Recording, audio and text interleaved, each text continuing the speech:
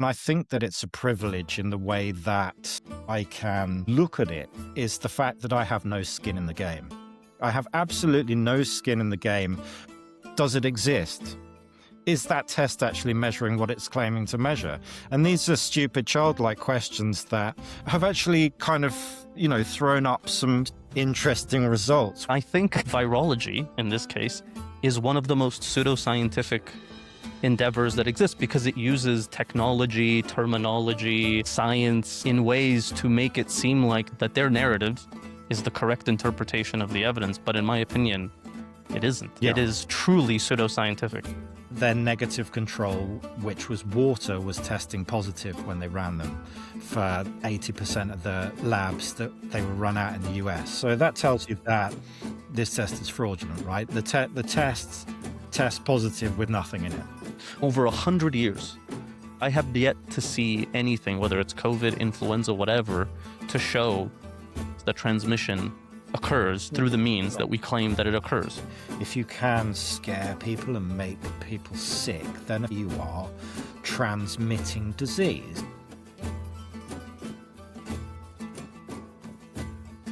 So you got a diagnosis and a prescription out the door in 12 minutes. But every enduring art of medicine knows that before you treat, you must understand. And on this show, we explore every way of seeing the human being, ancient and modern, body, mind, and soul. I'm your host, Remnantmd, and this is Foundational Health. And joining me today is Jamie Andrews, who is quite an outspoken figure in the debate around virology. And so before we get into this debate, I've got a lot of opinions on this. I've done a lot of thinking and writing over the years. First, I want to get to know Jamie because this is our first time speaking, it's our first time meeting, and I'm very grateful that he agreed to do this. So Jamie, welcome. And the first thing I'd like to know about you is how you came to this. Like, how did you arrive at this point in your journey of trying to understand this and disseminate this information? Thank you so much for having me on, Remnant. It's really great to be here, and like you say, it's nice to just have a chat and get to know each other organically. We haven't really spoken before. We've exchanged a couple of emails, but that's about it really. And I think it's nice to kind of just shoot the breeze, see what we're both about, and I think that's how we get something productive out of what we're doing. So yeah, for all of your listeners, hi, I'm Jamie Andrews. I'm originally from the UK. I moved to Southwest France 7-8 years ago. Really fully moved into the house that I am single-handedly renovating here in December 2019. So I moved in with my wife and young kid, and then the whole world went mad, as everybody experienced in 2020. And so the short version is how did I end up doing what I'm doing? Is literally just the what happened in 2020 was so mental. Obviously, it very much varied. I was from the UK. I moved from Kent, just outside London, to the more rural parts of Southwest France. And so even between those two countries, I saw how forcefully the state took the different measures that happened in 2020 between. Obviously, we were all locked down between the UK and France, but France went the extra mile, as they always do, a little bit of sauce. And we had a vaccine passport here for just coming on to a year. So myself and my family were banned from society. It was as simple as that. We were not allowed into even recreational centers for the kids. We were banned from pubs, restaurants, bars, football stadiums, sporting, basically anything other than the supermarket to make sure that we could access food and live and pay taxes to them. So, that's really what inspired me to start to look at virology, look at the sciences in general, and how I found myself there. Now, I'm in a luxury because I think that it's a privilege in the way that I can look at it, is the fact that I have no skin in the game. I have absolutely no skin in the game when it comes to health and the topic of health whatsoever. And it's really brave of you to, get a contrarian like me, onto your show to hear my opinions, because, to me it's not life or death. I understand that people in the health industry need to make a living, right? They need to feed their kids. They need to support their family with what they do. And so for me, it's very, very easy to start from the position of just saying, no, I think it's all bollocks, and work from there. And it's a privilege to be able to do that. And I expect that a lot of people would love to be able to start from these very foundational claims in terms of health and build up from there. But time and the Overton window and the job on the line, it prohibits them from doing that. So I see myself as a luxury, coming as a layman and asking really stupid questions. Does it exist? Does it actually do what it says it does? Is that test actually measuring what it's claiming to measure? And these are stupid, childlike questions that are afforded to me that have actually kind of, thrown up some interesting results when I've approached them with a childlike, how I arrived at the laboratory side of it. I did have some technical background in sciences in general, so I studied geology at university, and that gave me the ability to look at peer-reviewed papers, where to find literature in general, how to assimilate data, vaguely how to write in a scientific formal capacity. But, further than that, I knew that I didn't really want to go into the industry of science, as it were.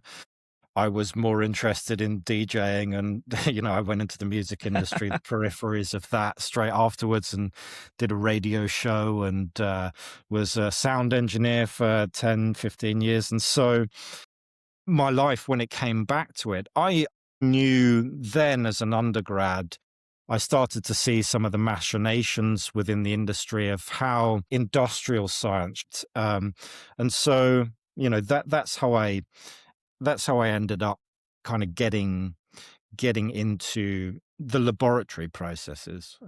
Yeah, there's a lot of good points there and parallels. So, like, the one thing that I think is important to emphasize is that you had some understanding of academy, of science, of the industry, and you weren't so much indoctrinated with the medical, biological stuff yet. So you could actually come to it from a perspective that was not coded by any insistence on something.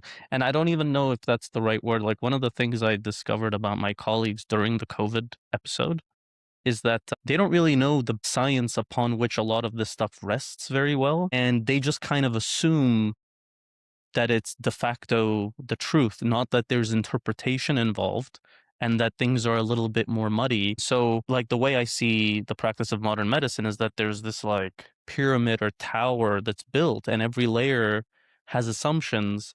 But unless you study those layers, you just assume they're true, because otherwise, how Correct. could you have gotten to the next step? That Mm, must be rigid, that must be reliable. And so that's why we can build the tower higher and higher. But they don't know that the stuff underneath is actually very unstable, correct. and it isn't conclusive, and it is as much up to interpretation as anything else. And then the other point you make is, once you know the actors that are involved, like, for instance, I knew some things about Anthony Fauci. I knew some things about some of the actors in a lot of the adjacent and core like sectors. Well, for one reason, and we can talk about this after, is because of Peter Duesberg's book. I read the book as COVID was happening. I was like, this makes a lot more sense than most than most people would like to give it credit, Yeah, because it's world shaking what he's yeah, saying. yeah. And to credit Joe Rogan, he's like the only person I know that's ever had this person on a podcast. And it was very early on his podcast. He had Peter on and one of his other friends, and everything he was saying, his friend was like, there's no way that means everything is a lie. And it's like, well, partly true that everything is at least a misinterpretation of Yes, the evidence that we have. yes. So that's a really important point, that you came from it from a perspective that has a scientific background, but it's not indoctrinated yet. And that's how I view most of the people in this space now, is like, well, let me give you an example within the medical field.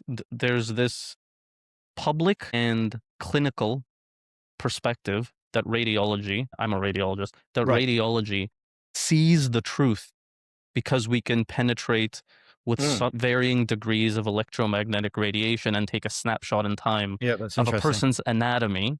So Yeah. the assumption is that answers lie. And there's this, I think it's very silly, but there's this, they refer to a CAT scan or a CT scanner as the donut of truth, as if that's, and I find that funny. But then when you ask a radiologist or a little bit more learned physician or a pathologist who looks at histologic stuff, where they'll take a tissue specimen and then look at it under a microscope, they think that that is actually closer to the ground truth. And I have friends who are pathologists, I know pathologists, and I know my colleagues as well, and I say, look, you might think that pathology is the truth when it comes to the tissue level, but the fact of the matter is no pathologist or histologist has ever looked at a human body or a part of the human body as it exists in nature.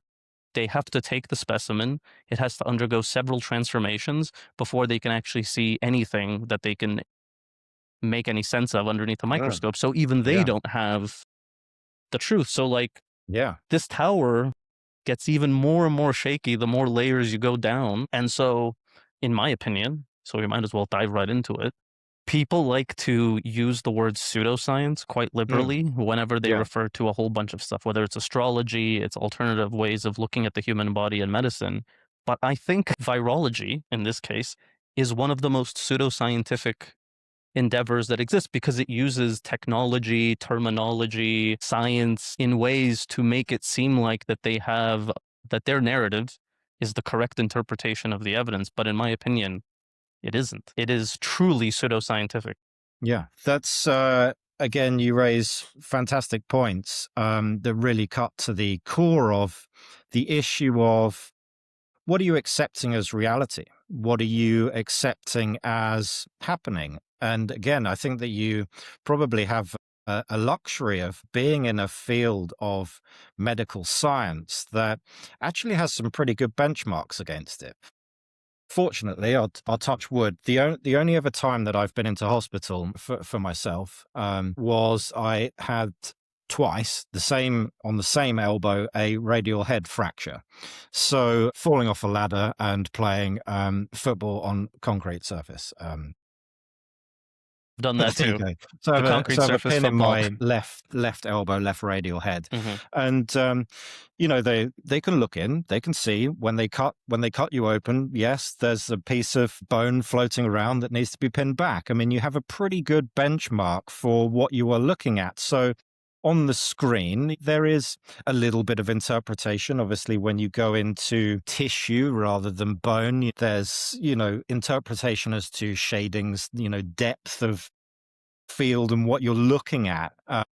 But in general, you always have a pretty good benchmark because you're always going to be able to find out effectively. When you cut somebody open, you're going to find out whether you're right or wrong.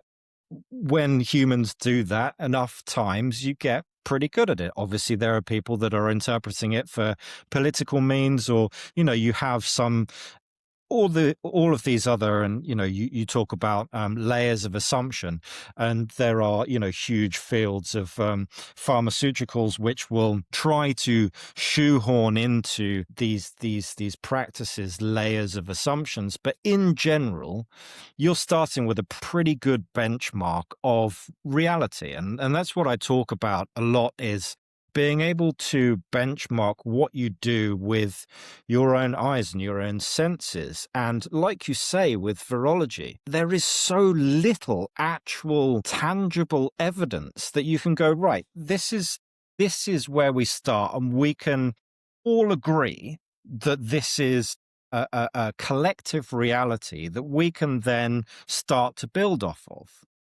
The Yeah. one time that they do that, when they're going into microscopy, conveniently for them, the microscope level that they're talking about is on the nano scale. So when you're talking about transmission electron microscopy, you are talking about taking a pellet of a cell or some sort of sample, you are cutting it with a microtome, a very small knife. So immediately, the very first thing that you're doing is taking a subjective piece. You are imparting human error into the process. And we won't go through every single process that they have, but it's hundreds, right? Where every single time you take this, you kill the sample, so it's fixed, it's stained. Mm-hmm. You can't see any movement. It's not living. It's stained in a certain way. You have a choice of staining. You have a choice of magnification, so on and so forth. All of these things are variables that take it away from the living structure. And any sort of feedback that you are getting to say that this is how something occurs in real life, and are you able to determine anything? And I'm not really just talking about virology, I'm talking about cellular biology as well, really. If you and this is where kind of I get into trouble with being a contrarian, Mm-hmm. is that when you kind of go into these things again, as you pointed out, it's kind of assumed. They just give it to you and you say, okay, here is a slice of a human cell. Go and look at it. Like, okay, you're getting repeatable patterns of this is the nucleus, this is the mitochondria, Mm-hmm. this is the Golgi apparatus, so on and so forth. But really, that's where you should stop and go, okay, we're seeing these repeatable patterns, but do you really know that they're doing this? They are interacting in this way. Their cell is splitting apart when you only, or and we're talking on the nanoscale here when viruses are claimed to move Yeah. in and replicate and move out. Yeah. This is one of the things that I touch upon heavily is that there's a claim that viruses exist and they move into a cellular structure, they replicate and they burst out. Given the tools that they have, this is impossible to tell because a microscope has to be fixed. It has to be dead.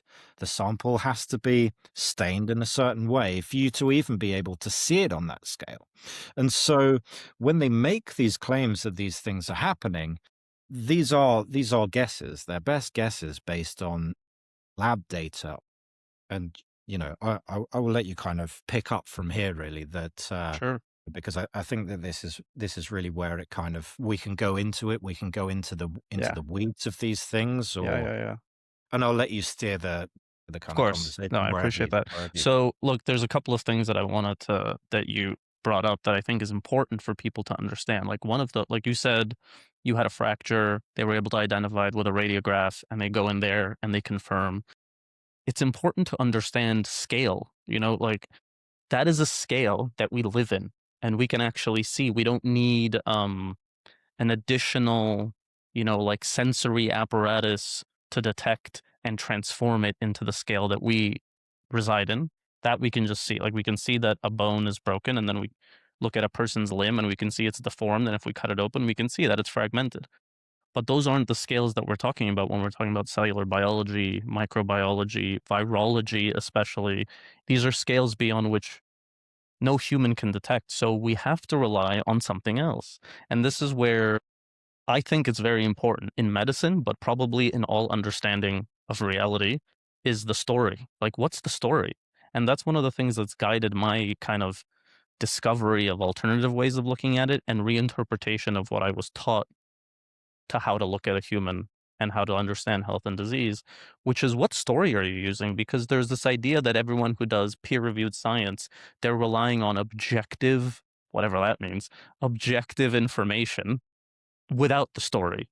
And yeah, that when you introduce a story, you're muddying the waters or something. But the fact of the matter is data needs story to weave it together. So like they are selling you a story. They're not telling you that they're selling you a story, but they are in the business of composing a narrative and then selling a narrative. Just like, and I start using this example more in my day-to-day life as well as on the podcast, is like professional wrestling. Like you look at professional wrestling and you think, okay, this is a choreography, but the choreography is mostly there to sell a story, which is the story arc of the characters and everyone that's involved in the wrestling world. And whenever they they exist in this world, and when someone breaks from character, as they call this breaking kayfabe, which is this fictitious world that they exist in, then things start to fall apart. So the yeah, question is like, what are the smokes and mirrors that are being used, that are being proposed as factual information or objective data? yeah, And then what narrative Like, how is the narrative? What layer is the narrative at? Like, where do we go from objective data, measurable data, to narrative? And I think Yeah, yeah. people don't appreciate maybe where this boundary is. They think it's like mostly objective data and a little bit of narrative, but the more you dig, it's like almost all narrative and a little bit of Correct. objective data. So maybe you can talk about that. Yeah, I mean, I'll keep it about virology and what I've done within the project because, I think it's because it's what I've discovered, that when you see it, and I walked backwards, I did it kind of macro scale into micro scale when we're dealing with viruses because I started with contagion studies. So, that was what really made up my mind before I went into anything to do with the laboratory work, is because I started to challenge transmission, contagion of any biological pathogen. And that was what opened my eyes as to really, could there be something in it that the laboratory work was not as that they were saying. I found the Rosenau studies, which were back in the Spanish flu era, kind of World War One, time 1917, 1918. And they were saying there were lots of hallmarks of the similar, political machinations of COVID, where they did trial runs for masking and social distancing and so on and so forth. And they upscaled some of the larger estimates of people dying into the nearly hundreds of millions of people from Spanish flu, which is pretty eye-opening when you Pretty kind high. of look at it. Interestingly, when you look at just the superficial data, they claim that the vast majority of people that died from the Spanish flu were not, as influenza predicts, around 70 years old, a median age, but 27-year-old fighting age males, funnily enough, during a war. And that's who they kind of said died, which, should ring the alarm bells. Are they actually dying of the flu, or are they dying being shot on the battlefield and being passed off as a politically convenient viral death? And so I found a couple of these contagion studies in 2020 conducted by the US Navy, guy called J.M. Rosenau, and he took 100 healthy, they say volunteers, I say they were prisoners of war, but there you go. Uh, in the end, no, I won't, spoiler alert, but in the end, it didn't really make much difference. But they took 100 healthy individuals, 100 samples of people in really bad shape, said to be suffering from the Spanish flu, and Mm. they did everything. They rubbed it in their eyes and their nose, tonsils, made them tried to have some sort of natural transmission routes of infection, had them talking to each other and hugging each other in a clinical setting, and came back with nothing. Absolutely no disease was transferred from 100 people. So they made a few changes to the protocol. They said, oh, we were instilling it with saline. Maybe the saline is somehow Yeah. disinfecting the virus. And so they tweaked them to try and get some results. Second 100 came back nil.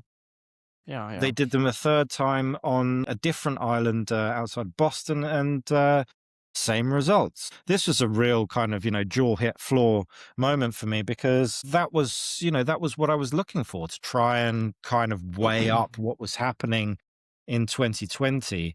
Can coughing, your neighbor or your kid or your loved one coughing on you kill you? Yeah. And the answer, the categoric answer from that, where they're saying that there's this pathogen that's killed 100 million people, was no. And so that started, a year-long journey for me, finding every single one of these controlled human infection models I could find. And they were from all of the fruity ones, from HIV to polio to even down to the plague. There was some anecdotal evidence of people trying the plague, but not just with that, but with all of these things. And so your initial question of kind of seeing that gradation of how things play out, that's really the macro scale of where it came from. And so Yeah. Yeah, that's a good first step because like I wanted to leave this for a little bit later, but the experiment you're talking about, I actually wrote an article about this a couple of years ago at this point. For anyone interested, it's called "Is Influenza Transmissible?" And I thought this was a very, telling experiment because ultimately a lot of these conversations, they tend to devolve in one direction or another, and one of them is, okay, so how do you catch the flu, or how do you catch a cold, or whatever. So the experiments, like you really have to read the paper to understand to what degree, like the desperation the experimenters resorted to try to transmit anything. They just couldn't, like I think at some point they got to the point where they brought in the volunteers and then had the sick people literally like cough in their face, transmit like nasopharyngeal swab or whatever, and try to put their excretions. Nothing. And there was a very interesting quote in the paper, and I'd like to read, my little blurb, and maybe you let me know what you think. So I wrote like this. So instead of telling you the answer about like, is this transmissible? I'm going to leave you with some questions. Question one: what is the impact of fear and anxiety associated with seeing other people who are sick? What is the impact of knowing that a loved one of yours is suffering with illness?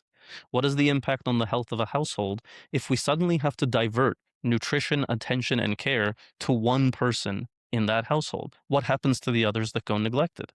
What does a sick person emit other than sputum and snot that can make us sick? Do they emit some kind of psychological information? Do they emit some kind of electromagnetic information? Do they communicate with our bodies on dimensions that we do not see or observe? And then I lead it into Rosano's quote, which he says, I may say that the volunteers were perfectly splendid about carrying out the techniques of these experiments. They did it with high idealism. They were inspired with the thought that they might help others. They went through the program in a splendid spirit. And we wonder why they never got sick. Because usually in your day-to-day life, let's say your loved one gets sick. Oh no, I have to take care of them. Often no one's looking after me now. I let some things fall by the wayside. And while I'm taking care of this person, I neglect myself. And then I start to get weak. Okay, maybe that's why you got sick. But in this case, all of the volunteers, they were healthy, young, military aged, splendid spirit, high idealism. Yeah, they didn't get sick. So the question isn't like, what transmits the flu? It's what keeps us healthy in the Yes. face of people and things that are sickening. Hmm. And I think that's an important question to consider as well. A lot of the questions that you raise, and it's the eternal question that I get asked, probably on a daily basis is, if not for a virus, then what makes you sick? And patterns of disease. And you raise a couple of points there, which are very salient points, which are to do with psychological effects and maybe how people can interpret disease and potentially, and you don't want to say transmit really, because is it a transmission when it's psychological? But I mean, I would the argue bulk, yes, but there's a lot yeah, of baggage with the word transmission, and that's the that's problem. right. Like, we can't That's right. use these words It's because kind of they've almost been political, right? exactly, yeah. And so I actually touched on this in the latest article that I've written, which is the nocebo effect. Interestingly, in one of these studies, when I went through this year of kind of finding all of these papers on Google Scholar, was Doches et al. In 1930. They ran. It's part of a pretty big tome of contagion studies called the etiology of the common cold, where they have been on a mission really for about 80 years to search for what makes why do people get colds, and they still haven't figured it out. They say that it's a virus, but actually if you are intellectually honest, if any of the people whom have conducted these things are intellectually honest, they will admit that they haven't really found the exact mechanisms. There was a thing called the Common Cold Unit in southwest England. That there's a wonderful kind of BBC documentary on this unit where they had some 40,000 people over a good 30, 40 years. And people used to go there on holiday because, in the words of Nigel Dimmock, who ran it for, I think it was 15, 20 years, he said the chances of you actually getting a cold through experimentation were very slim. And so the state would pay these, Judith and Edith coming along there, and they would put their feet up and have a nice walk in the country. And it was really like J.M. Rosenau was saying, they were kind of just having a nice time, right? Not really realizing they were being experimented on with, what they thought was deadly viruses. And so coming back to that initial paper in Etiology of the Common Cold, they noted that one of the participants managed to overhear, because obviously they try and blind these people to what they're trying to do. I think they had a rather loud conversation in the corridor about the fact that some of these people weren't getting sick, and this guy overheard found out that that's what they were trying to do. Overnight developed, the symptoms of what would be severe bronchitis or severe pneumonia. In the morning, they said they had to kind of come in and say, look, we know that you're privy to this thing. Actually, we were kind of discussing the fact that nobody's sick. And within a couple of hours, those symptoms of severe bronchitis and pneumonia disappeared. So he had managed to manifest his own, severe symptomology purely through fear. And so the nocebo effect is a real effect, and it can manifest itself in real symptoms. And there's another paper that I kind of combine with this to touch upon the subject, which looks at the severity of nocebo versus placebo.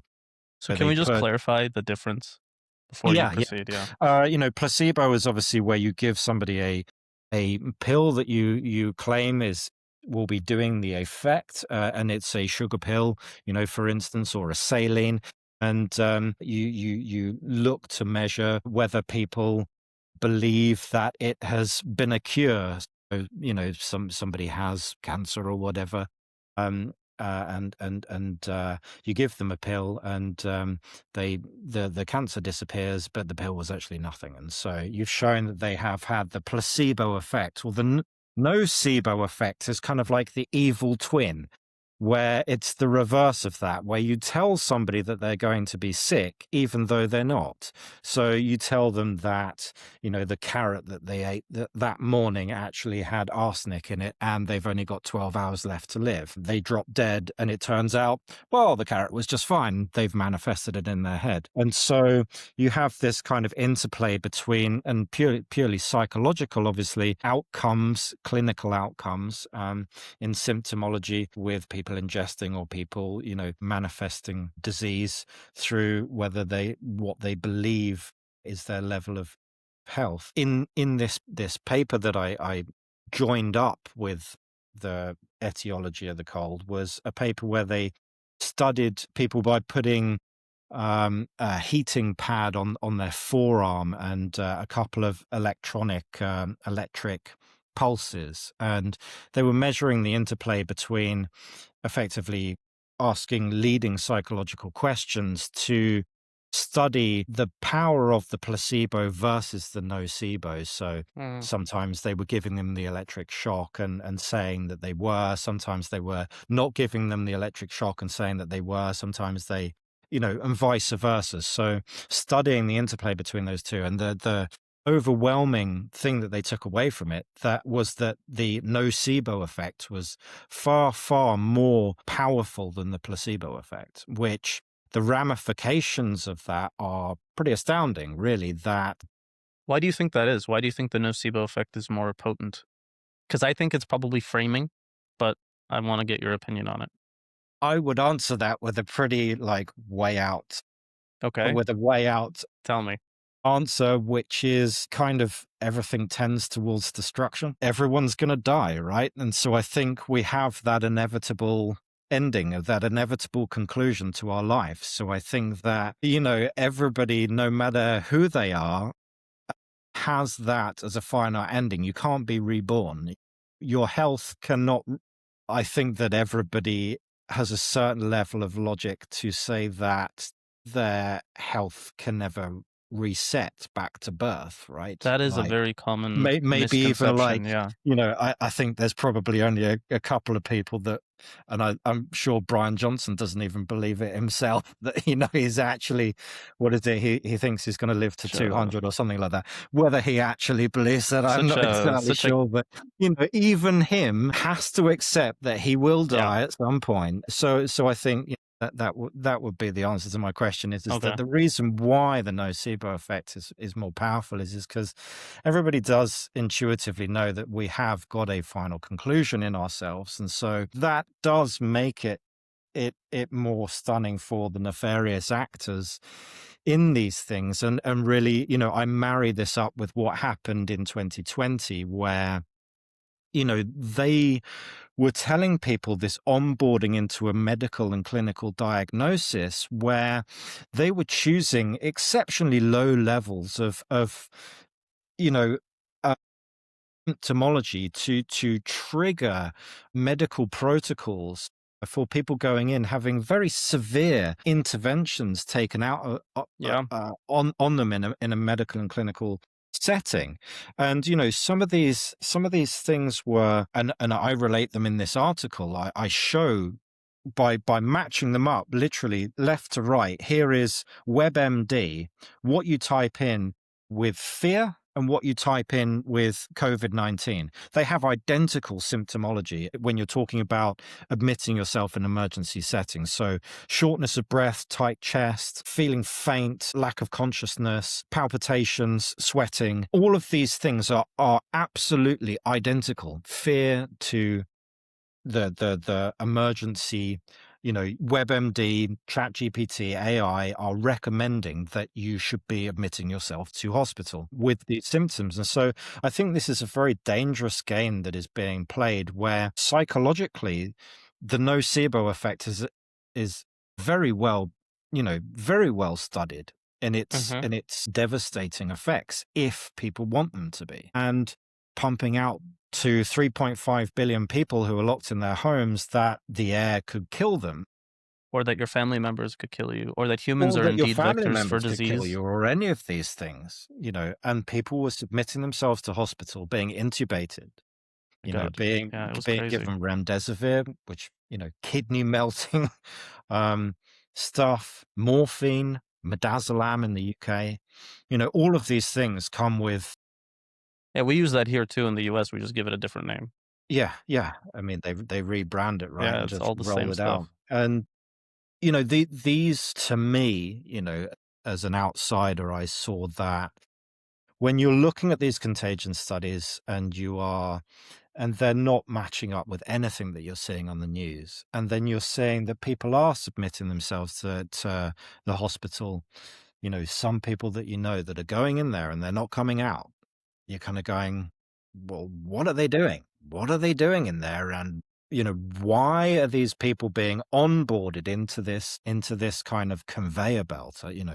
I call it the allopathic, death machine, that it's kind of like, if you manage to unfortunately tick those boxes, which are heavily politicized, the big C and things like that, you have to know how to navigate the system. I mean, I don't know if you want to, you can probably tell me more about that, if you want to.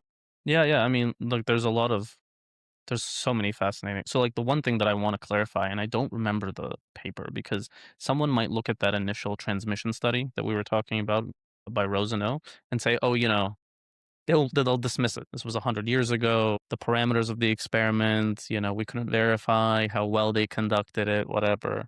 But then you shared recently a new one. They tried to do it again. And 100 years later, they still can't do it. So do you want to like quickly Yeah, recap that yeah. I one so mean, people have like an old and a new reference frame and they can yeah, go of look at it course. I mean, themselves and be like, they did one in 2026. mm-hmm, Right here, right now.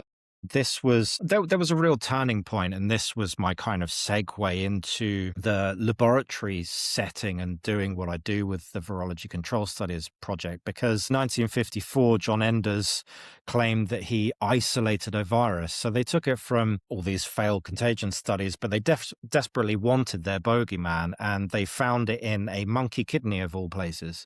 And unfortunately, he also managed to conduct the control in his experiment, which is where he took the monkey kidney and didn't put any sample in it and got the same effects. So the monkey kidney died. But we'll kind of gloss over that. But from 1954, they claimed that they had this virus, and so you saw this distinct change in the controlled human infection models where they were trying to show contagion from the coughing in the face 100 years ago in the Rosenau studies. What I would say was more natural transmission routes. These are actually trying to attempt standard ways of Yeah, people real claiming life that people scenario get of sick, people right? getting sick. Yeah. Hugging, kissing in close proximity.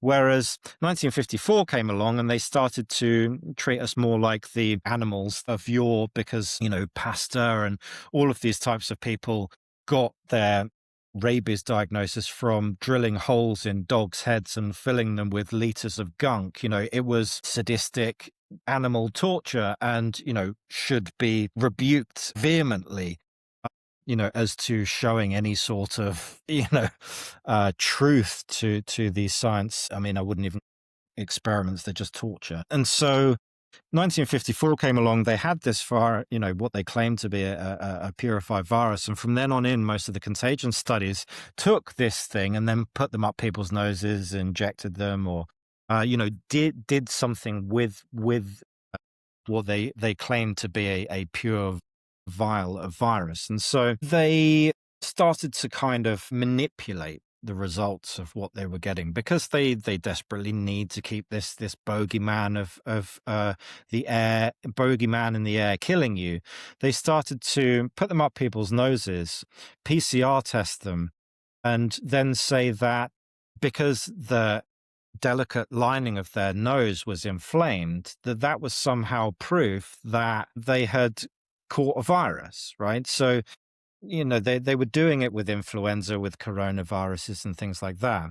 They were PCR testing them 3 times a day for 3 weeks. So you're talking 50, right to the top of the nasal cavity with these stiff, plastic bristles, and then saying, well, because John, who's, had 56 swabs rammed up his nose, his nose is feeling a bit stuffy and he has anosmia. Right, he must have the virus. The problem is that when you actually put these things out, and this is what I did kind of meticulously with the modern studies, is sometimes they screw up. Sometimes they screw up and they run a placebo. Most of the time they don't. But there are a few instances where they're doing these PCR tests, where they're giving them a placebo, and they're coming out, lo and behold, with the same rhinitis. So we know that, it doesn't take a genius to work out, but these low-grade symptoms that they're fobbing off, and they will put, when you read these, and again, I like the fact that you're walking viewers through the fact that when you read these studies, you need to have open eyes and to be able to interpret a lot of what they're saying, because on the front of it they will say, yes, we've managed to infect 50% of the people that were in their study. Whereas when you actually drill down into the exact symptomology of what they're getting, it's all this low-level stuff, or they're saying that it's a PCR test. So this is, they will say 50% of the people tested positive with a PCR test. They were asymptomatic, but we've transmitted the virus. So they moved everything into the genetics part of it.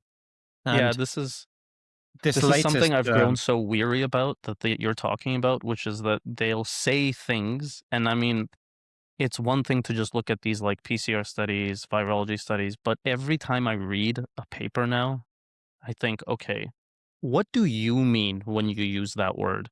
Mm, Did you define this somewhere? Did you borrow the definition and mm, didn't tell the reader that you borrowed the definition? And now everyone just assumes that this is what, and I've gotten so tired of it that I don't even think that there's as much value as I used to think in reading, keeping up with medical, literature, like peer-reviewed journals, because most of it is bullshit. mm. It's all, like self-referential. Most of the people that write these articles, I know them, they're my colleagues. They don't even read the articles that they're citing most of the time. They just look for like something in the abstract that confirms or denies whatever it is that they're trying to point to. And Yeah. so like I think you spend more time thinking and less time reading these studies will Yeah. lead people in a far better approximation of the Yeah. truth. I mean, I get it. I get into so many debates with people that, they go, "Oh, you want evidence of viruses? Okay, here's 100 cited, papers on things, where the title has returned the value that I've typed into Google Scholar." Yeah, yeah. It's silly, and that is the way that people operate, because you're taking that package of assumption and you're just going, everything that has been passed to me, and we talked about this at the start. Everything that has been passed to me is passed on with the same assumptions. And, I talk to a lot of people who bear my childlike questionings of their, bless them. They've been, some of my friends have been in industry for 20, 25 years in lab critical work, and they all say the same thing, which is, I had this realization, Jamie, I kind of love you and hate you at the same time, but that I was sat in my thing with a blinker on, and I would get given this parcel and I did my thing and then I passed it on, and it was just this kind of like ticker Yeah, tape of yeah. going, it's a conveyor belt line of just passing along. You don't ask any questions, you do your job, and that's it. And that's where really a lot of the institutionalized things break down. And so what was the point? Well, on that topic, I have colleagues as well, and I'm of the younger generation of doctors, and they also have, some childlike curiosity and way of looking and questioning the world. And I remember this one friend of mine, he was a very close friend of mine at the time, where when I was in training, I explained, because this COVID stuff was happening then, and I explained to him, you've studied this. I know you've studied this. You've worked in the lab with this kind of stuff.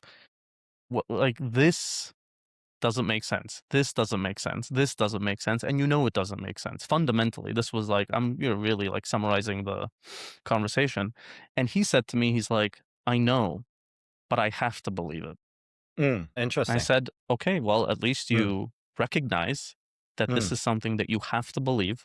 And what mm. he meant is, I have to believe this for the stability of my life, for the Yes. stability of my career, for the stability of my family life. And maybe I was the reckless and naive one that said, screw it. Like, I'm not playing a part of this game, and I paid the price and my family paid the price. And, but I'm kind of glad that we went through it, because we wouldn't have been where we are now, which, we're very grateful for all of the trials and tribulations that we had to face as a result of these decisions and these realizations that we had to accept as real. But I get it, like so many people. And one of the complete respect for the likes of people like Mike Eden, because I was following his journey from, like, I want to say either late 2020 or early 2021. And I would see, the points, because he's got like a respirology, virology, like pharma background. Anytime he'd bring something up, I'd say, oh, I wonder if he's going to go to the next layer. I wonder if he's Yeah. going to go to the next layer. I wonder if he's going to go, because a lot of people in these COVID detractor spaces, they kind of stopped at their shtick, and they planted a flag and they capitalized on it, whether financially or attention, whatever, however you want to think about it. But I kept saying, like, oh, okay, they stopped, like they quit Yeah. the race. But Yeah. Mike, no, like all the way, and like complete respect for someone who does it that way, and that's a No, good people like example. yourselves and Mike are incredibly brave, and massive respect and kudos to you for doing what you did to get out. And I think that one of the greatest, most important things is health, really, and if you can have your own health and find out about true health, then what could be better than that, really? There is no price that you can put on that, right? And I think that, funnily enough, when it comes to Mike Eden, I actually vaguely knew him before 2020 because we lived in the same city. Okay, We actually played in the same hockey club, which is just it's one of those I funny wouldn't have things, taken Mike for a it's a hockey small player. world, right? So I wouldn't have taken Mike for a hockey player. Field hockey, yeah, Oh, yeah, okay, field not hockey. like Okay. ice hockey. You don't have to be padded and toothless, and yeah, no, it's yeah, field hockey. So I mean, it's just as psychopathic. You don't have any pads, right? You still have the ball and the stick and stuff, but no pads. A gum shield if you're sensible. But yeah, he because he was VP at Pfizer in the Sandwich branch, which is just outside Canterbury, and we were both. So he's a wonderful man, and like you say, absolute respect to him, because all the way back to where we started this conversation, it's very easy for me because there's nothing on the line for me Mm-hmm. to challenge any of this stuff. I have no skin in the game whatsoever. And essentially, apart from the feedback that I get online when I say something, when I write articles, I answer all the questions because I want to take responsibility for that. But I could, if I wanted to, take zero responsibility and just, lock off comments and not care and just put it out there as clickbait. So really I don't have to have any sort of feedback. So kudos to people like yourself and Mike Yeadon. And like you say, it was amazing watching him go through these Man. these cycles, and to come from Yep. such a way back, specifically in respiratory diseases, specifically high profile, VP of Pfizer, to go the whole way. And I spent many a late night coaching him through this kind of cycle. And I think that there are people like Mike Yeadon who, um, can evaluate, that can take things at face value. And it's just a question of resetting, kind of trying to forget a lot of the things that you're told and just accepting the truth for what it is. Mm-hmm. And I Yeah. think, that's led me to really question the whole of science, really, every single part of it. That is my genuine kind of logical conclusion to it, especially in the lab. Mm-hmm. When it comes to, and we touched upon it at the start, really, lab values, like how to interpret lab values into the real world, into biology. And that to me was a real changing point in my understanding of science, really, that when you have these tests, when you have these markers of what they're saying is going on in your body and how that translates, Mm-hmm.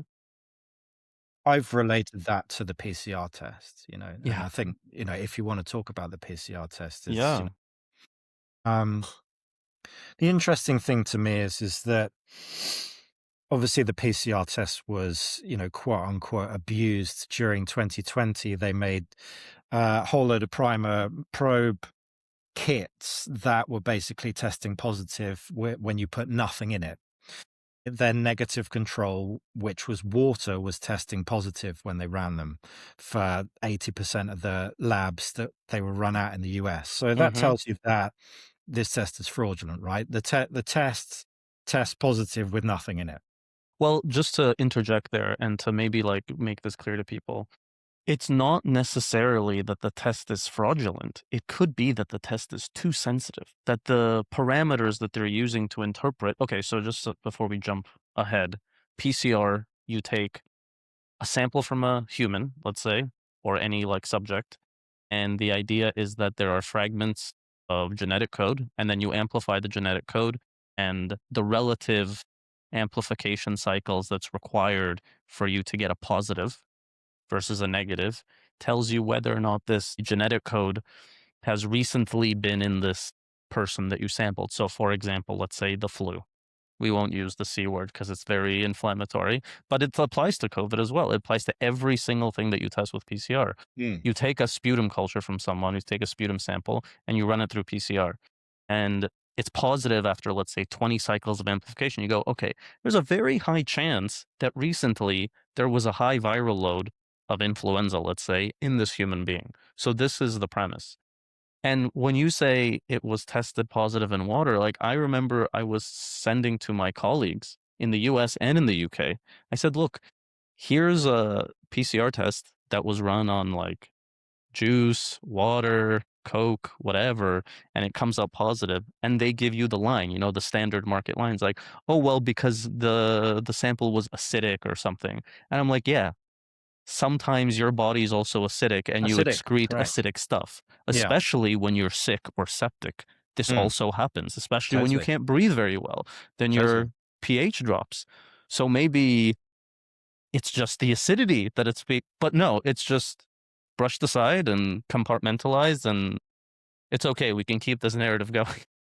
There's a lot of scapegoats. There's a lot of, and they have a lot of explaining to do, because when you get systematic failure like nuclease-free water testing positive, you have to excuse that somehow, right? So when they explicitly did it first, it was they had three probes, probe N1, N2, and N3, which supposedly certain genes within the SARS-CoV-2 Hmm. genome, and they said that the N1 was coming back contaminated, quote unquote, contaminated, which is okay. That's logical to you and me, because you say, okay, well, if it's been contaminated in the manufacturing process, then that can explain away why you're getting a positive result. If they've slipped up and they've poured some of the positive control, which is the thing that they're testing for, to test that there is a good benchmark for the PCR test, then that's explainable. Unfortunately for them, they also had a failure on N3, which they said was not contamination. They said it was a thing called primer dimer, which is where the primer is actually attached to itself. Mm-hmm. So that's really the area that I've been interested in, is because they're saying that the test can test itself positive, which is a real fundamental issue with the test, right? That's You know, crazy. and the PCR in general has been a area of interest to me, because the way that it's been abused to start off with, where they had these primer sets that they were running out at the start to, quote unquote, amplify the numbers that they needed to scare people with. I have actually had a bit of a turnaround in the fact that when I actually put everything kind of on the table, I follow a NAT test company, which NAT test, it's like a PCR test, but a real kind of Tonka Toys version. Most people, geneticists scoff at these things, because that you can connect them via USB to a laptop, and they're just little handheld kind of cartridge type things. Yeah. It's not like the 35, 40 grand, Quant 7, PCR machines that lab techs are using. And so they're viewed as a little bit more kind of ropey. But I've been following them and getting real kind of feedback from their user testing on Twitter, because they're rolling them out to general home use, so people are using them at home. And it's funny, there is a whole nother world out there of people that still believe that COVID is ongoing. They are masking and testing before they're going to parties. Some of them, before they're leaving the house, right? They're PCR testing them themselves, even though they feel fine. I guess they have some sort of, feeling that they are morally obliged to do this. I think that it's a real affliction, but there you go. Each to their own. Yeah. There are people that are doing, fortunately for me, like real good research. And one of the things that I kind of had to admit after watching this for about a year is that I think that the PCR test is telling you whether you're sick or not, to a certain degree. Not what you have, but just Using it. there is a definite feedback of, like, if you are sick and you are symptomatic, it's testing positive. And so if you need something that tells you whether you're sick or not, you can use a PCR test. It's just, do you really need to Exactly. have a test to tell whether you're sick or not? Again, I would say no. Are you sick, Yeah. Jamie? No, I'm not. There you go. That's my Yeah. PCR test. Exactly. And so, And people don't buy that, was these days. They don't accept that as a viable or reliable metric. the fact of the matter is, and this is something that, we could talk about, but when I was following kind of these proceedings and keeping up with the interviews that Rainer Fulmich and his team were doing of a lot of these people that are in the know, whether they involve the WHO, with the pharmaceutical companies, with the tech companies, one of the distinctions that they made, and I think this was a very useful distinction for people to appreciate, is SARS-1. Diagnosis of a SARS-1 case required a clinical assessment. There was no positive until a doctor or clinician assessed you and said, yeah, you're sick. Mm, But mm, SARS-2 wasn't like that. It was yeah, just defined by a test. that's And a interesting. test I that, didn't know as that. we've talked Mm, about, is way too sensitive. mm.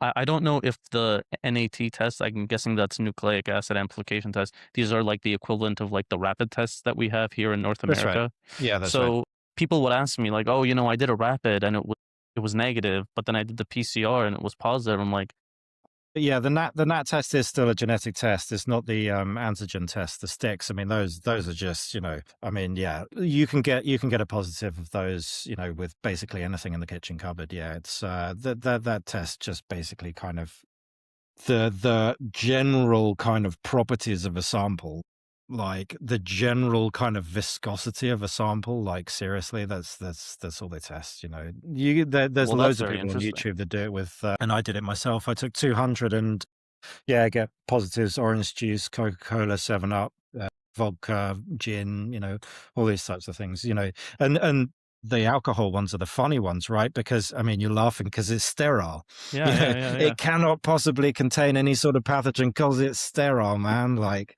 Yeah, yeah. when you drill down into it, it's all to do with tests. It's all a piece of lab equipment which is interpreting the real world. And in general, I have found that when you strip away at these things, and I like to look at them through the eyes of a kind of an engineer, like I do most of I've done all of the work in my house, but I do everything to do with electrics. I've wired the whole house, all of the electric tools.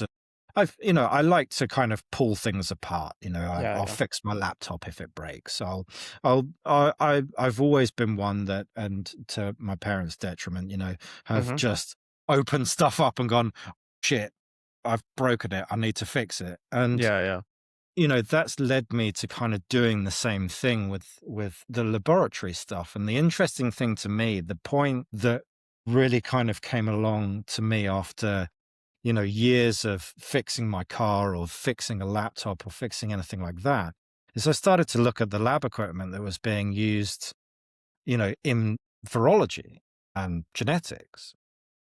And the PCR test, okay, there's a lot of periphery around it when you're talking about the actual chemicals being used. But what they use to verify the PCR, and you alluded to it earlier, was okay, you have a rapid test, it tests positive, but then you need a gold standard PCR test to verify it. Well, it's kind of not actually true that, if you were to be intellectually honest, that it's the gold standard, because if you get a failure in a PCR test, you actually have to verify in a gel.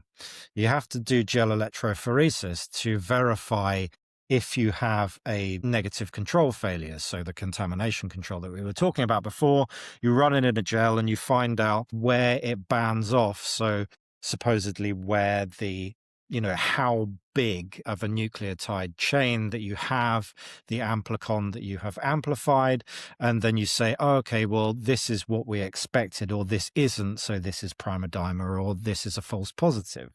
So this was what was really started to kind of get the cogs whirring, is that I looked at this piece of equipment, gel electrophoresis, as an outsider, and when, what the hell is that? It's two battery electrodes in a dish, and in that dish is a jelly. Okay, and they put the sample at one end, turn the battery on, Mm-hmm. and it migrates to one electrode or Yep. t'other. Yep. And I'm looking at this and I'm going, that is not sophisticated at all. Well, just one correction there that I hope so people don't get hung up on this. It's that and I've done this myself. I've done a lot of lab experiments with mRNA, microRNA, DNA. You've got a boundary like this, let's call it a racetrack essentially, and you put your samples in the wells. and then you run the current. And how far the sample migrates is supposed to be an indicator of how hard it is for that sample to migrate through the matrix of the gel. And so that's supposed to be an indicator of the length of the amplicon or the Yeah. genetic material. Yeah. So that's it. It's that simple. And that's why you can have the Pfizer or whoever makes these rapid tests that run on a battery. It's because fundamentally you don't need a visual probe like with PCR to like turn green. So, oh yeah, that's the sample that we're targeting is there. All you really need is something to complete a circuit. Yeah. Fundamentally, Yeah, that's very right. simplified. That's right. No, and you're exactly right. And I think that that's the way that I view it. You need something to complete the circuit. That's all it is. It is charged material. And so, like you were talking about earlier, that science, especially medical science, likes to impart the story. And this is where I think that geneticists, virologists, and everybody in terms of, I would say into, we'll stop at biochemistry for wanting to not get into the weeds, but where there is a story, and that story has become so convoluted and so, I think, made of layers of bullshit that it doesn't reflect anything on reality whatsoever. We have agreed, and everybody would agree, that when you're running that gel, things move. Okay, you have different bands, and you can have a very consistent result. Okay, and you can call that result something. You can say this has banded out here, and this has banded out here. And you can say that when somebody's sick, it bands out here, and when somebody's sick, it bands out here. But you're kind of running the same thing all the way back from PCR tests. Do you need to know? Do you need a band on a jelly to tell you whether you're sick or not? Yeah, exactly. Do you need that kind of affirmation? And I would say no. Well, the other thing is that it's completely unnecessary, right? Because the whole premise, okay, let's go back to your statement. The assertion is that you don't need this test to tell you that you're sick. And someone who would argue with you would say, well, we want to know if you're going to get sick, because then you can transmit this illness to someone else. And then you say, well, okay, we have several controlled experiments to try to demonstrate transmission. And none of them have been successful, even in people who are sick as a dog, coughing in each other's faces. So what is it? You can't have it both ways. That's right. You can either prove that there's such a thing as human fluid-related transmission of illness, and then you could, if it's true, then you can say, okay, fine, we might want to catch someone who's sick before they're actually manifesting sickness. But if you have over 100 years, you haven't been able to, I don't even know if reliably is the word, but I have yet to see anything, whether it's COVID, influenza, whatever, to show, whether it's in humans or in animals, that transmission occurs through the means that we claim that it occurs. And so if that's not the case, what are we talking about? Like, what's the point of detecting these things? When you could just look at a person and say, even for your own sake, you're sick, stay home. Forget everyone else. You're sick. You shouldn't be stressing yourself out. You shouldn't be exposing yourself to all the other stressors that come about daily life. You're sick. Stay at home. You're not sick. Don't stay at home. And I think you're saying the interpretive framework here, people keep trying to reinterpret this information with the same framework. And it's like, okay, like your framework is wrong. So maybe you should consider another frame. So let me read you something, and we'll tie it back to the father of epidemiology, purportedly. So this is a book called The Foundations of Unani Medicine. And Unani medicine, for those that are uninitiated, is essentially Greek medicine, or ancient Greek Galenic, that's undergone transformations over hundreds of years, thousands of years. And here's the page on causes of infection. According to ancient physicians like Avicenna, the causes of infection are the following. Number 1, consumption of spoiled or decayed food. Number 2, obstruction in a vessel or duct. The retention leads to an impairment and an imbalance in the fluids of the body, and consequently, respiration through pores is affected, digestion is incomplete, and that culminates in a state where you look like you're infected by essentially waste material that hasn't found its way out. And a result of that, you get proliferation of things in these environments. And we know this to be true. Like if the cystic duct of your gallbladder is obstructed by a stone and everything collects and like festers and putrefies in your gallbladder, it gets inflamed. Certain bacteria can proliferate in that environment that usually don't proliferate. This is more of a dysbiosis, which is, in my opinion, what infectious disease is actually looking at, is dysbiosis, not infection, with one or two exceptions. And then the third thing is malodorous winds, especially those passing over stagnant water, can reach and affect the body's humors through respiration and pores and infect the substance of the body.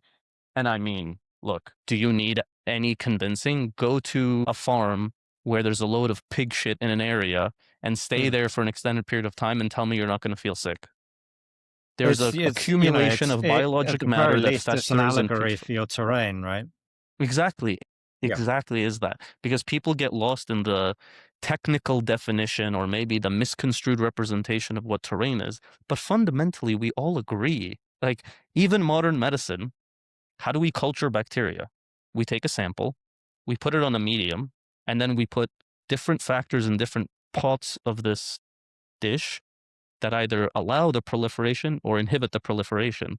But fundamentally, you're changing the terrain to see if something grows or doesn't grow. Yeah, correct. And that's what you're demonstrating. You're like, it's the proof is in the pudding, literally. You're showing in your agar plate that terrain is the answer. You see in how people manifest clinically that terrain is the answer. And then also we'll wrap this back into Jon Snow. You're from Britain. I'm guessing he's from Britain. But he, trying to figure out, why are people getting sick in an area? What is it, Broad Street or something? And he rejected miasma theory, which was fundamentally terrain theory. And he was trying to prove that there's like a causative agent in the water supply. But what he showed was, you could argue, based on how you interpret his results, that it was the opposite. He just showed that there wasn't a contagious spread of disease. The water was filthy. And as it turns out, Yeah. subsequently, they found out that the well was dug 3 feet from an old cesspit, which is essentially a kind way of saying this is where everyone's toilet sewage drained into. Mm. And people who were drinking water from there got sick. Oh, surprise, surprise. But you don't need cholera to explain that. Yeah. Like, you I've can take shit explained. without cholera and you'll still get Yeah. sick. I mean, yeah, there's lots of was it Pettenkofer who he went on to say completely the opposite, but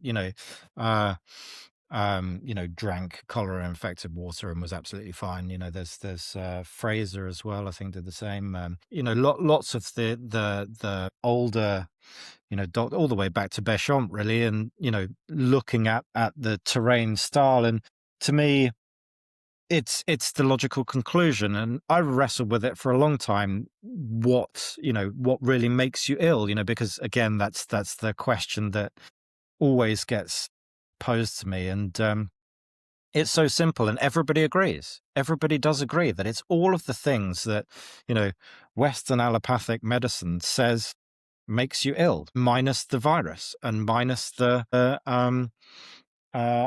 immune system. Because they say you have to be immune to all of these things. Okay, well, why does not everybody get sick? It's always framed around that when you see patterns of sickness, and it's never framed around, well, who doesn't get sick? 2 people get sick. One of the things that I've always found interesting, I have 2 young kids, and so kind of been through early years where kids are extremely reactive to their terrain.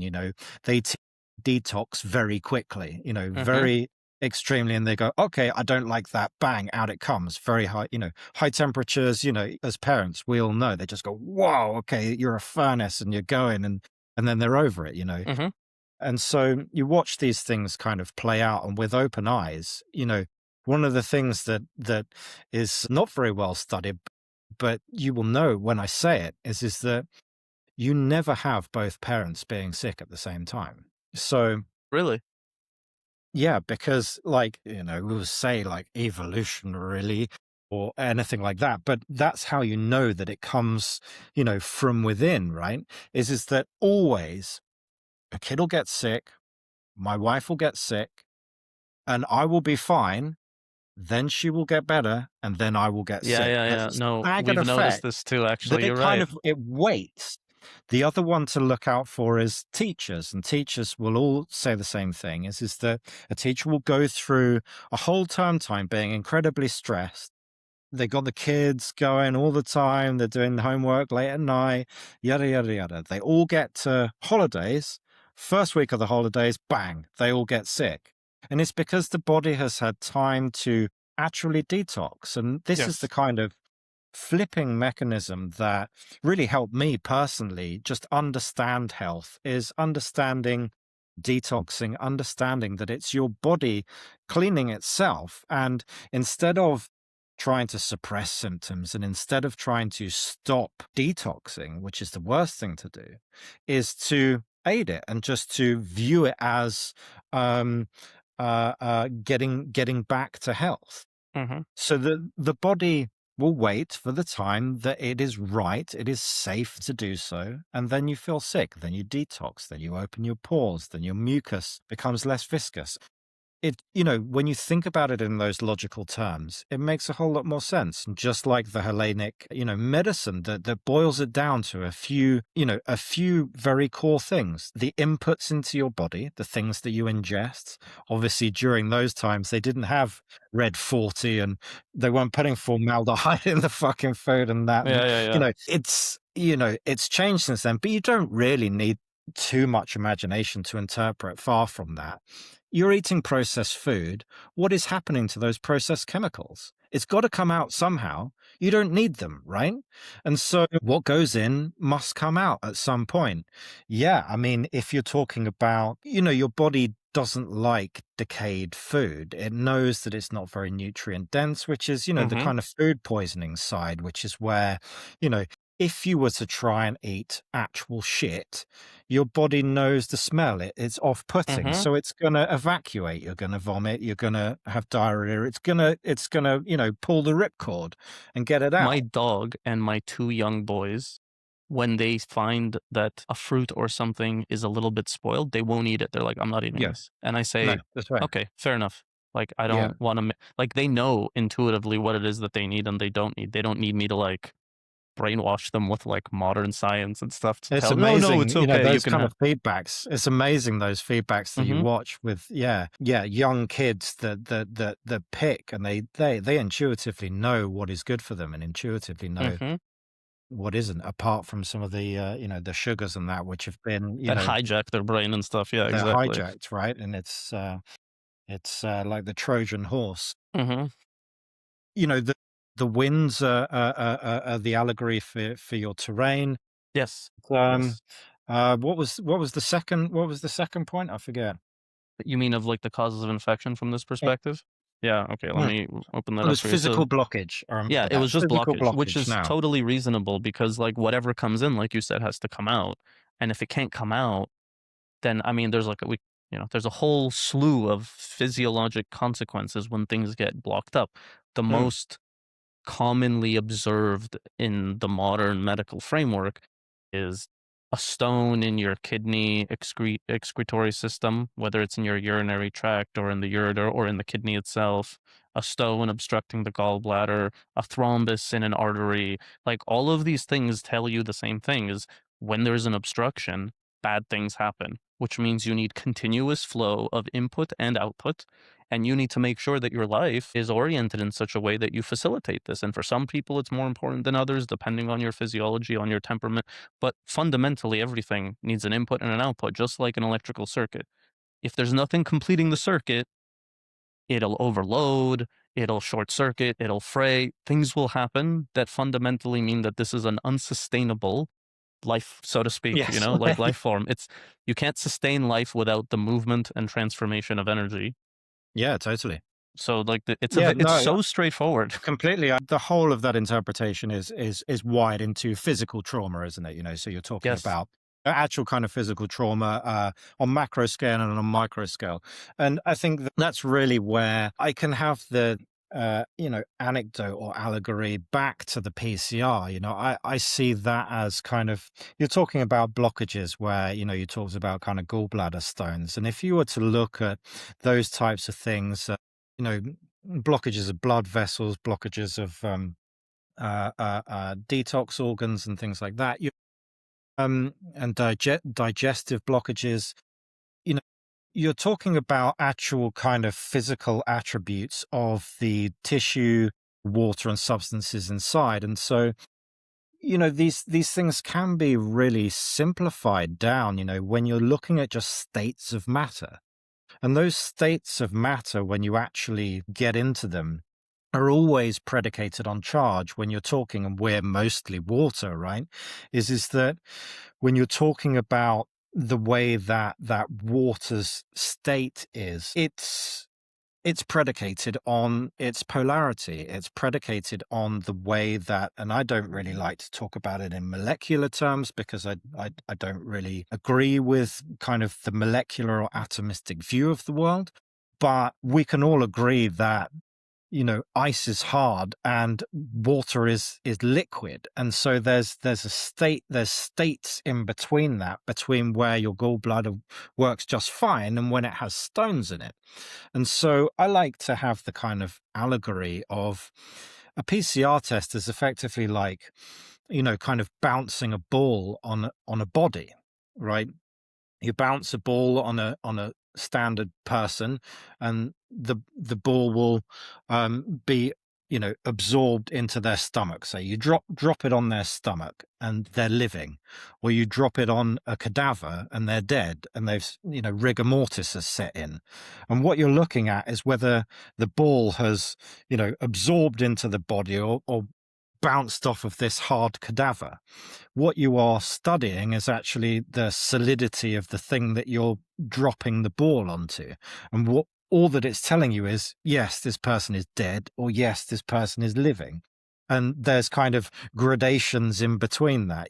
Obviously these things are a little bit more sensitive than that, and that's a pretty bloody minded way of going about it. But in general, I don't think that it can get that much more specific, than what they're saying. And so to kind of like that's kind of the area that I'm interested in is that point number 2, that kind of the physical trauma on the micro and macro level, and how that kind of plays out in the difference between laboratory settings and clinical settings.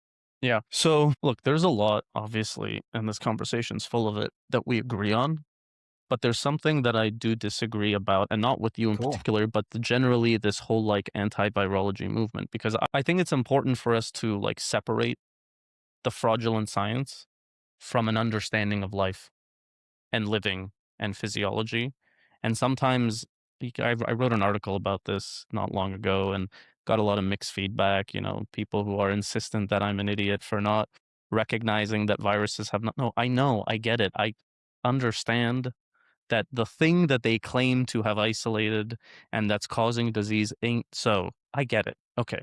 So let's dispense with the fraudulent science, because I feel like it often contaminates what I'm after, which is trying to understand what the hell's going on with people and why they get sick and how to make them better. So this is the perspective that I'm approaching this from. All aspects of life that are ordered, that are not chaotic, from the physical to the celestial to the biological, they have a language that they use to order the things in their ecosystem.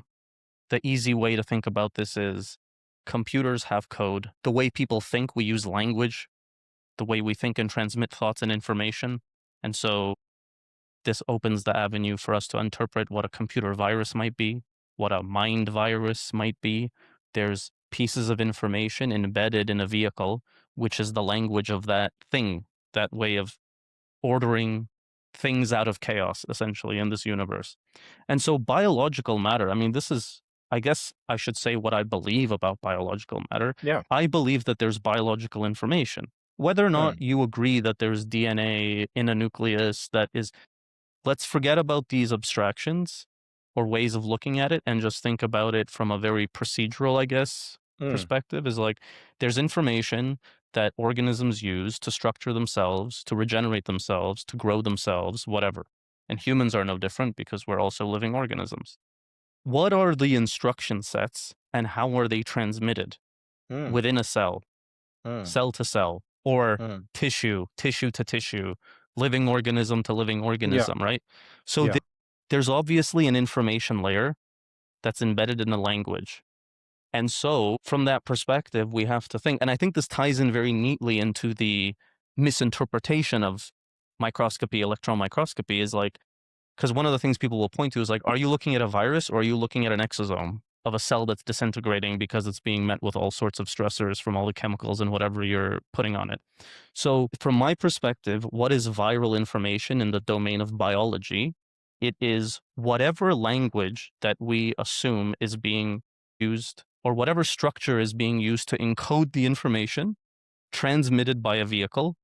You can think of this as a protein capsid, a lipoprotein, whatever it is, exosome, whatever word you want to use. It doesn't matter to me. Fundamentally, there's information that needs to be transmitted locally and at a distance. You've got the whole organism to go through and to structure. And so from my perspective, viruses per se don't exist, but virality in the domain of biology does exist. And so if it is true that information can be transmitted within an organism and across organisms, then the question is, how do we prepare ourselves if we're doctors or people who are trying to take care of ourselves or patients? Like, how do we prepare ourselves? How do we think about this?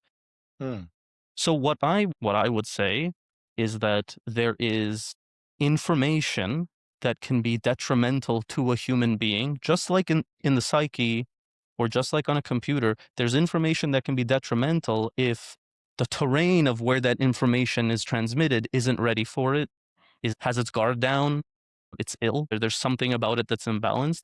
And this also lines up with what we see with not just virology, but all infectious diseases. Like, most of the time, it's not the infectious agent that's killing the person, it's the person's unpreparedness in their response to that infectious agent that often leads them to get sick.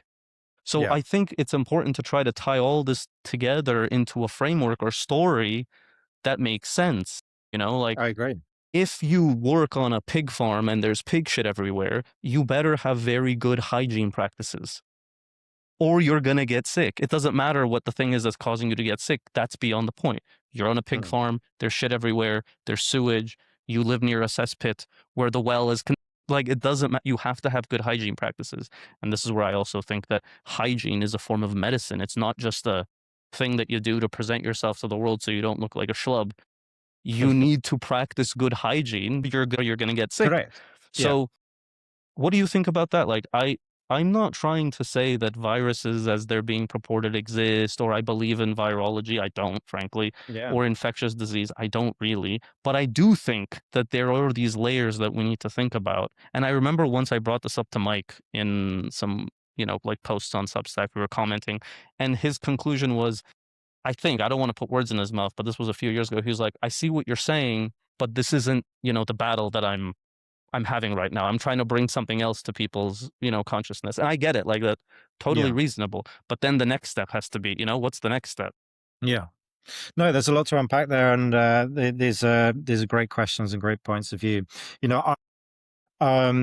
We're all on a different journey, and I think that's what Mike said, isn't it? My end goal here is to make sure that 2020 never happens again and my children aren't, ostracized from society. Past that, I have absolutely zero responsibility for anybody else's health. It's myself and my children's, and that's it, So your task is an incredible and a laudable one, and one that is filled with a little bit more complexity than mine, having a responsibility for others' health. So the few layers of complexity that are added to that make it slightly more difficult.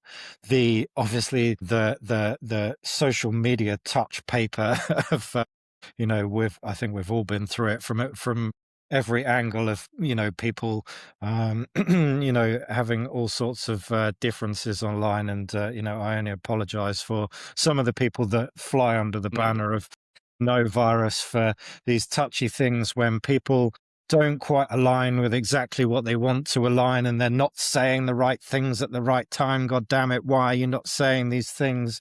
Because it makes a lot of difference to them. 2020 brought out a lot of sociological problems, because I think ultimately everybody wants the same thing. I think that ultimately everybody somewhat wants freedom, and wants health, and wants to succeed. I'm quite optimistic about humanity on that front, and I think it's just the way that we go about doing that, right? And so To get into the more kind of finer details of what you said about information transferring. And I like the way that you framed it in the fact that we've talked about psychological, and, we alluded to it earlier on, is that if you can transmit your thoughts and make people sick, if you can scare people and make people sick, then effectively you are transmitting disease. We have Mm-hmm. to be honest about that. Mm-hmm. So when I say I'm quite specific with what I say, which is contagion of biological pathogens is a Mm-hmm. myth or a hoax. I'm talking specifically about the things that they say are viruses, and I think that that extends to bacteria and parasites. I say the viruses don't exist, and bacteria and parasites are just a product of your terrain, like maggots. If you put your hand in a bucket of maggots, it will do nothing. It doesn't eat live flesh. It only eats dead flesh. They are scavengers, and they mostly clean up the terrain that you're in. Of larger parasites, nutrient depleting nutrients, and in large scale infections, bacteria can complicate by their metabolites.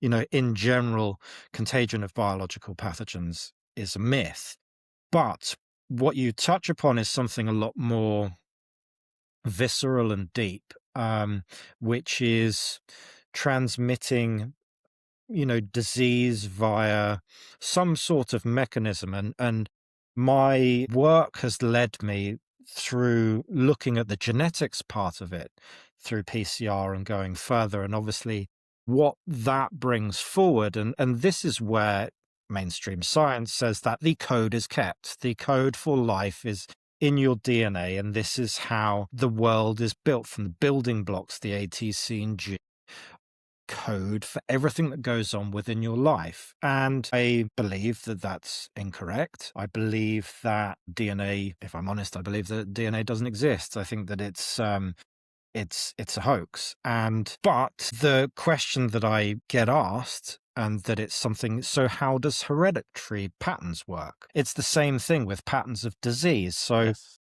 information, there must be some sort of way that hereditary. I look like my dad. I look exactly like my dad. Weird. And that's something that I will say. I will just hold my hands up and say I haven't really found anything, any kind of mechanism that to me makes sense yet. I could probably waffle on for about half an hour, and you can pick, some things, but I prefer to kind of let these things ruminate for a while, Yeah, before I yeah. kind of stick my feet in the ground on them. But what I will Yes. say is that, and this is where I start my fundamental kind of looks into these things, is that every single practice test that I have looked into always ends in charge. It always, whether that be mass spec, whether that be the PCR test, gel electrophoresis, whether that be any single test within biology, ultimately measures charge. Hmm. And if you're talking about cellular processes on the micro scale, even right the way through to the macro scale, and this can be backed up in some literature, and I follow in the footsteps of a wonderful lady called Eleni Papadopoulos-Eliopoulos, who she challenged the HIV narrative and showed that HIV doesn't exist back in the 80s. And she's not so well known, but she did have a raft of work called the redox theory, which was looking at basically ionic changes on the cellular level within oncogenesis, within mitosis. And you can take this from muscle twitch fibers. So everybody knows you put uh, one of those ab packs on your abs, and you turn it on and it makes your muscles contract, or a stun gun or whatever. Muscles quite obviously work through electrical charge. You put a charge in one end and they contract, and you take it away and they uncontract. And when you study that on any level, it works right the way down to, as you would imagine, the cellular level, where inducing charge causes mitosis. It also causes oncogenesis. So depending on where that charge is within a cell, depends on the state of the cell, whether it replicates or whether it dies. And that's essentially what you're saying with mitosis or oncogenesis, just apoptosis or regeneration. And so this is also one of the interesting areas for me is in vitro fertilization. So when they carry out in vitro fertilization, and we can all agree that they can do it, right? I don't believe in cloning or anything like that when it comes to genetics, but we can all agree that in vitro fertilization occurs. You can take an ovum, you can take a sperm, and you can put them together in a petri dish and make a petri dish baby. Mm-hmm. Those things do not happen. You can put sperm and an egg together and nothing will happen until you apply a charge. Okay. So it's called electroporation. And the way that they do it within in vitro fertilization is either with calcium, so a positive charge chemically, or they do it with, an actual physical electrode. They supply quite a high voltage. And this is the spark of life. It literally. Very Dr. Frankenstein.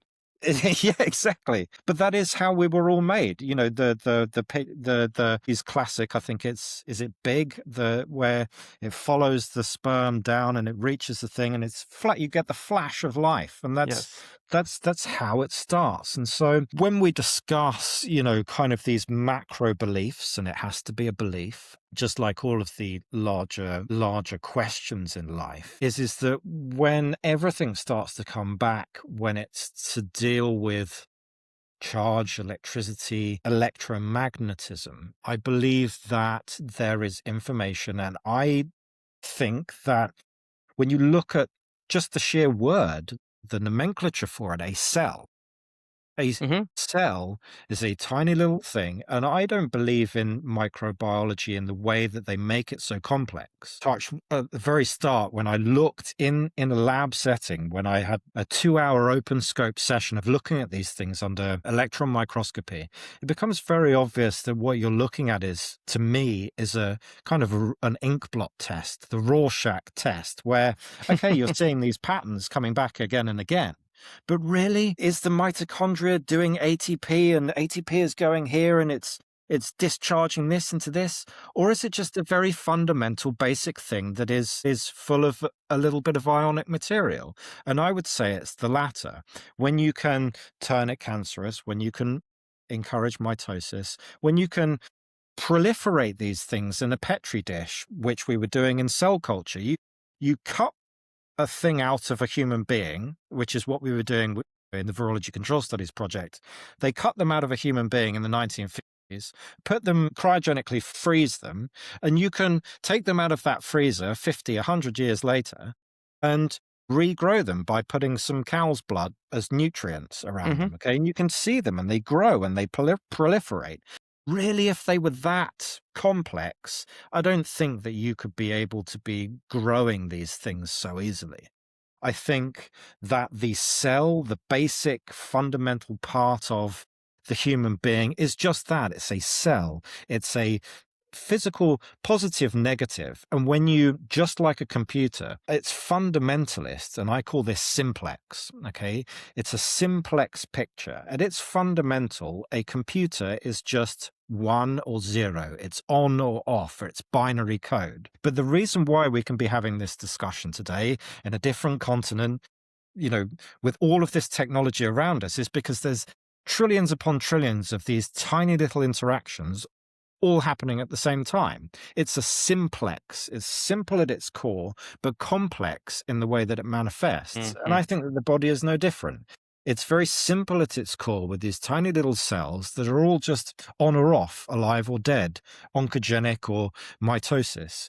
It's no much more complex than that. But the complex picture is how this interacts on the macro level. When you have trillions of these things all interacting together, what state are they in? Are they in a hard, difficult, toxic state where they're in a stone in a gallbladder, or are they free flowing and running and moving like water within a blood vessel? And so I think that in terms of transmitting things, in terms of like information that comes along, I would look into the area of electricity. I would look into the area of how those formations, and, I don't want to go really because I don't believe really his kind of full projection, Michael Levin, and a lot of what's happening in that kind of area where Brilliant, they brilliant understand man, that by the way. A lot of respect it for is that man and the way amazing, he's trying absolutely to amazing. process and like kind of synthesize all of the observations that we've made. He Incredible he work. understands everything to do with the electromagnetic, biology, but I don't agree with I think that he takes it too personally, I think that he takes it too far, that he goes straight back into the kind of hubristic, well, therefore, then we can control everything. And I believe that humans, I just see it through more kind of religious eyes, that it's like, I don't believe that, we can control anything like that. I don't think that Yeah. we will ever, I mean, even if we could, the question is, should you? That's should another you? Yeah, question. yeah. And Should you yeah, even I think embark on this? even that as a kind of moral benchmark, I think, should you know? No, I don't think you should. And so that's a long-winded question, a long-winded answer Well, to the look, question. But these are deep questions, right? they're So very difficult forgive me. questions, and it's very easy to just get, like you said, bogged down in one position, which is a Yeah. lot like a lot of people do, whether it's virus, no virus cultists, or people who in one breath kind of denigrate modern medicine, but then in the other breath, they also have this one answer that is apparently the answer to everyone's problems. So it's just navigating this is very difficult for a lot of people. And that's one of the reasons why I write, and one of the reasons that I thought it's very useful to have these kinds of conversations with people. And I respect that you have decided to take a pause and actually think about what I asked you. But just to kind of give you a little bit more context where I think this might be a good frame, story, narrative is, everywhere I'm looking now with this new lens, I'm like, oh, that makes sense now. Or, oh, that makes sense now. Let me give you an example. Why is it that when people get a flu shot, which is purported to be fragments of influenza causing biological matter, I'm not going to use I'm not going to use that terminology that everyone else uses. Why do they get why do they get a flu-like syndrome? Or why is it that when people get a shingles vaccine, why do they get shingles? Or why is it that those people that were involved in the Rosen experiment of transmitting the cold, they didn't get sick no matter what you gave them? Mm.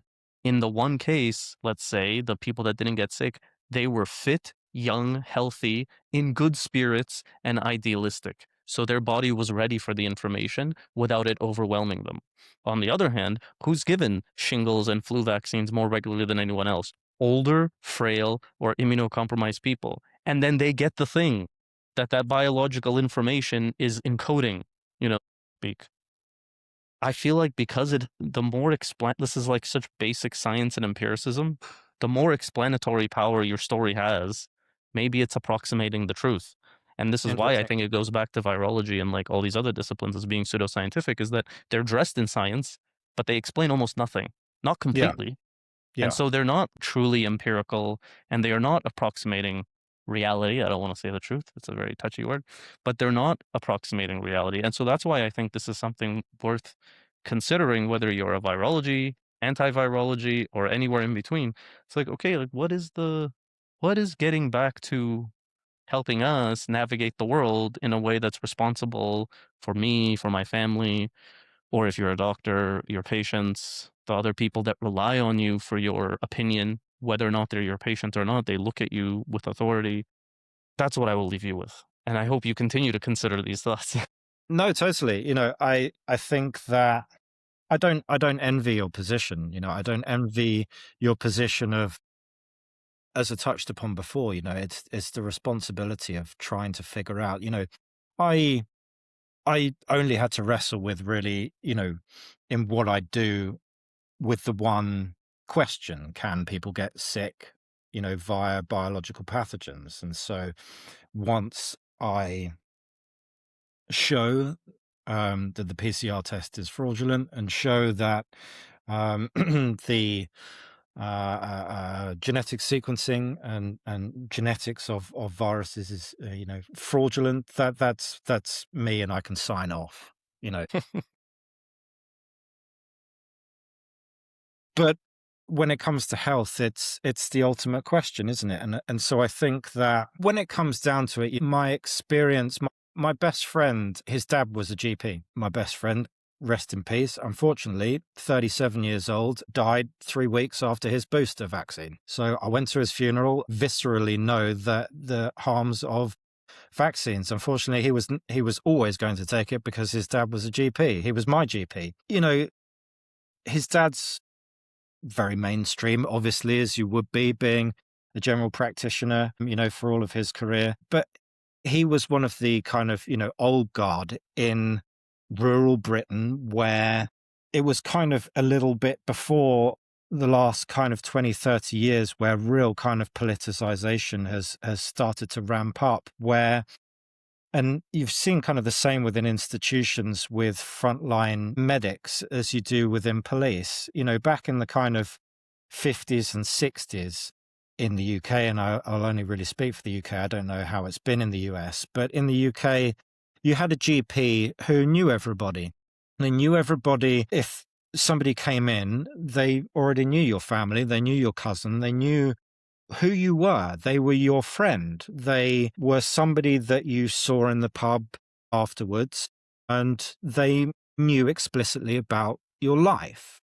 Same with the policeman on the beat. Yeah. So there's a policeman walking around a local rural village, and they intuitively knew that the person standing there in the hoodie, okay, they knew, oh, okay, I know them and I know their cousins and I know that they're shoplifters or whatever because, I've been clipping them round the ear for the past 2 generations. And you can make a fairly decent assumption because, you've known them for that long, and you can make, Dr. Lloyd Smith, my friend's father, who was my GP, used to say just the difficulties with his thing was just the boredom of having people perpetually coming in just, oh, I've been stung by a bee.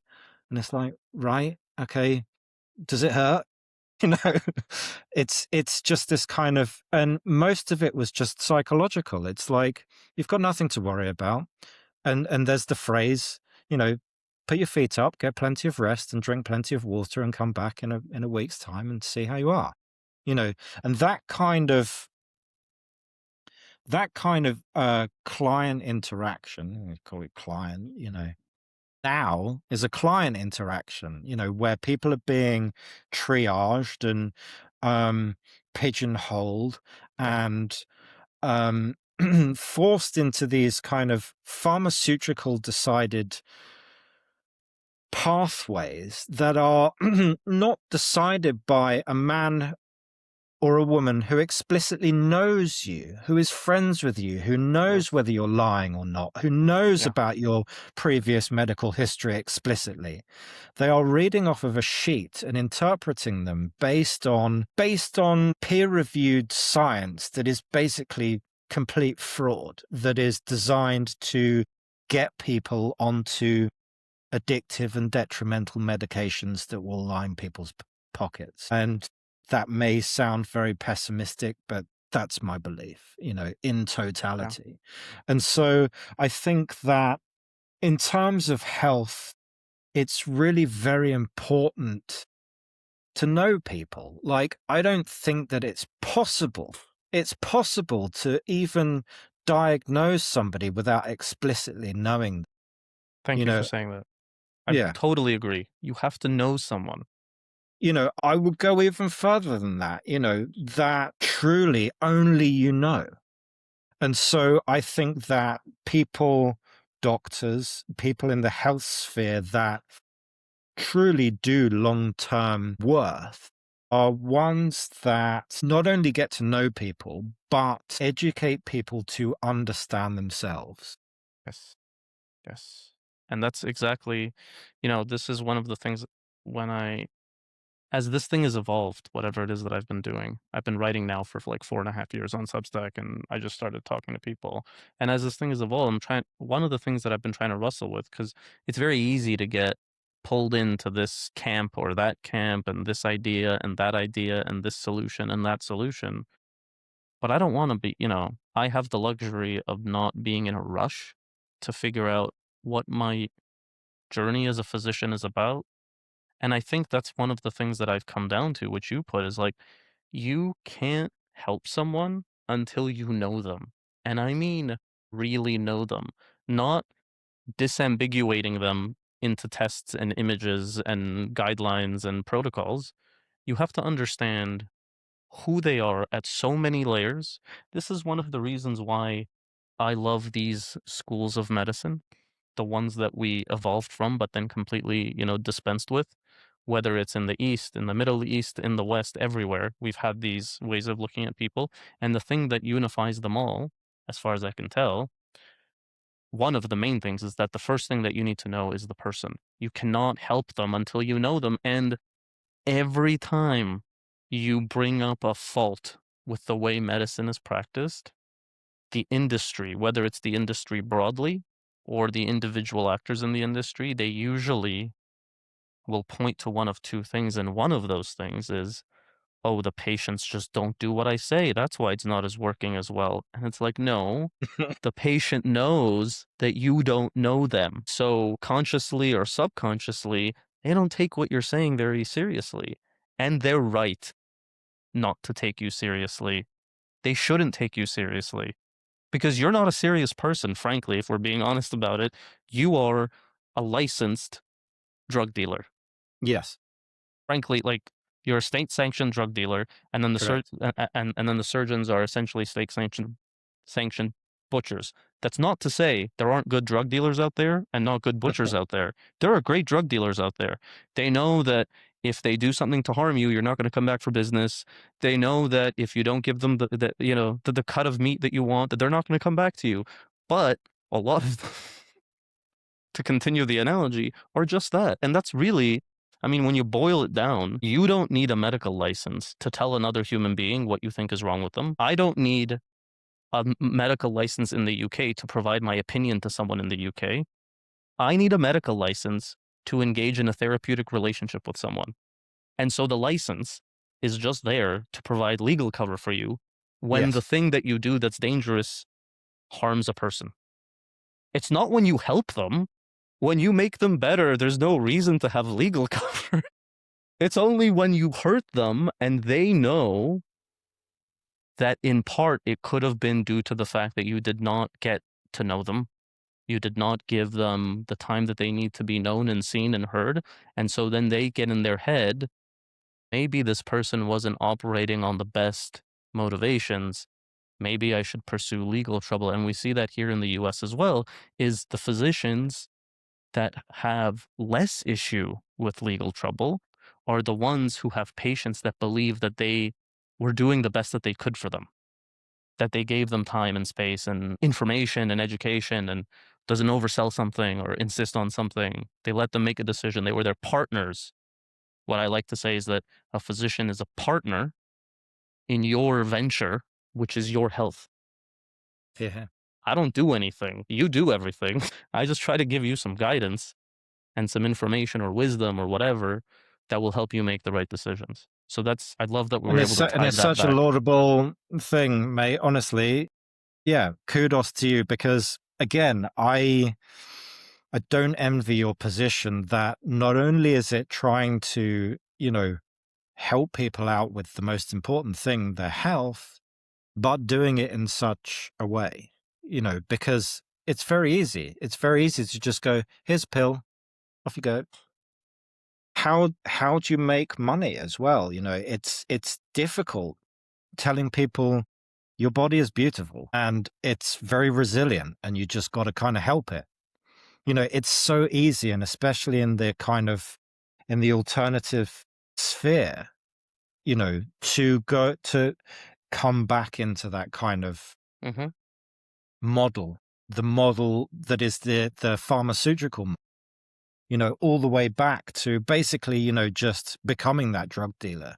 Yes. And it's a very difficult line to get where you are truly trying to educate people, but being rewarded for what you're doing and the positive things that you have.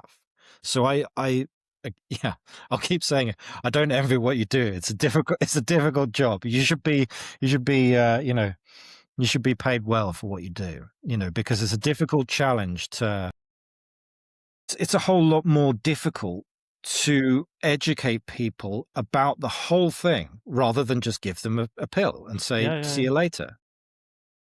Okay, so I think we've talked about a lot now. It's been over 2 hours. I want to wrap it up, but first I want you to let people know, what is the control experiment? And I know that I think you're working with Alex Zek, who I love the stuff that he's doing as well. What is the control experiment, and how can people find you? And then we can wrap it up on that. Yeah, unfortunately, myself and Alec parted ways. I'm doing a few Oh, okay. uh, different projects. I'm currently working on the PCR.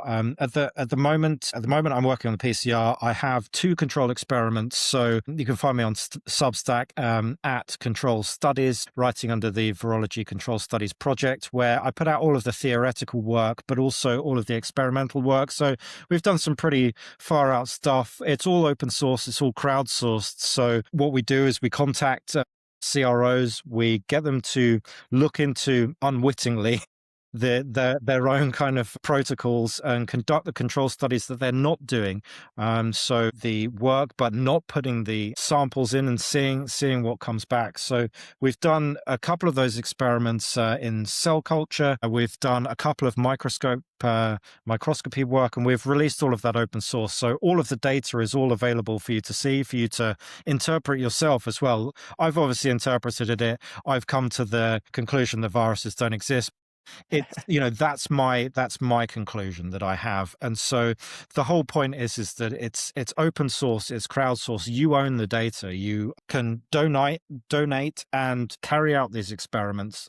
The data is then released to the public, and you can do with it what you want. So you could come up with a zany idea. You can put it together in a kind of pack to show loved ones, family, show the state authorities if they ever try 2020 again. Hey, I can't get back home. Here is a document that says that, I'm not too sure that you should be locking down or anything like that. We've put together these packs. We've released those, and I'm currently I'm back in the lab working on the PCR and genetics, which is going very, very well, and will be hopefully released this year. I'm pretty sure it'll be released probably in the summer, but there's lots of I's to dot and T's to cross. I'm also appearing in a documentary film called The Claim, which will be put up on its own website. That's with myself.